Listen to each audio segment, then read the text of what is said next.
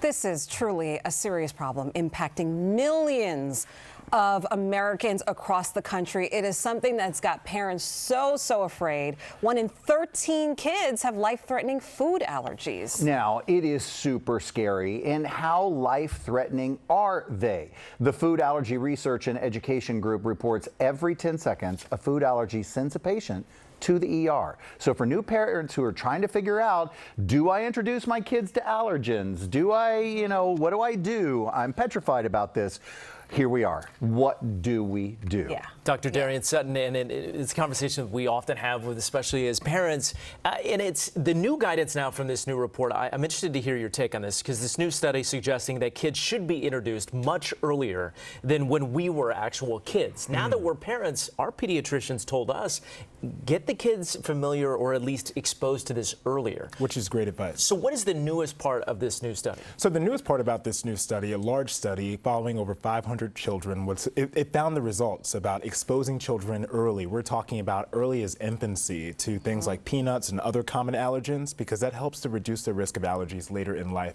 And how much reduced risk? More than 70% of the reduced Wow. risk. So we're talking about 30,000 emergency visits each and every year. I commonly see patients who are suffering from allergies. Sometimes it can be extreme, like anaphylaxis. Yes. And one of the ways that we can prevent that is by exposing children as early as 4 to 6 months old. Yeah, my nephew Gabe, he has, and I know you said that your nephew has some allergies, and fully equipped with the EpiPen anywhere he goes. He grew out of a lot of his allergens, but that's the one that's kind of sticking around.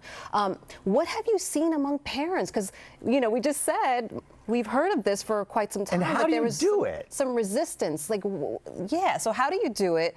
And what is it that parents are just so reluctant about when it comes to I think it's these allergens? Reasonable fear, especially if you have a child that's older that has been through something like a severe allergic reaction. It only takes one time to cause a significant amount of trauma, not just with the child, but also the family, the parents. Sure. So I think it's reinforcing that understanding, showing them that data, that even if you've had another child that has an allergy, the importance is in exposing. And to answer your question, Sam, how do you do it? You can start as early as 4 months, mixing things like peanut powder, two teaspoons, into something that is safe for them to eat. Of course, when the child is healthy, you can do that a couple of times a week. And before you even do that, having a plan with your pediatrician to make sure that you understand what's best. Oh, I think that would make me much more comfortable if I discussed it with my pediatrician prior to doing it, and then tried and had this conversation, because, even if the kid burps after that, I'm freaking petrified. You know what I mean? Understandably, yeah. So okay, have a conversation with the pediatrician, figure out a way to mix a little bit into a food that you know is safe, and then watch the reaction. And the reactions that you're going to watch for are going to be for 10 minutes to about 2 hours. That's the most common time we'll see an allergic reaction after an exposure.